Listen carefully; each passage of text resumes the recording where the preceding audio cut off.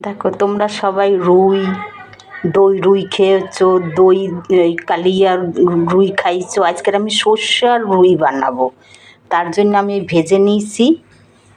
আর এদিকে ওই ভাজা তেল আছে, কালো জিরা ফোড়ন দিলাম। তারপরে এই দেখো সর্ষে ঢেলে দিলাম। আজকের রুই সর্ষে হচ্ছে মায়ার রান্নাঘরে, আজকের এইটা নতুন রেসিপি। দেখো সর্ষেটা একটু হয়েছে, আমি এতে টমেটো ঢেলে দিলাম। এই দেখো, এরপর হলুদ দিয়ে দিলাম, একটুখানি লাল লঙ্কার গুঁড়া দিলাম, আর স্বাদ মতো নুন দিয়ে দিলাম। এরপরে আমি ভালো করে এটা কী করে নেব। দেখো যখনই একটু টমেটো দিয়ে রান্না করবে, একটুখানি চিনি দেবা, জিনিসটা ভালো আসবে, স্বাদটা ভালো আসবে।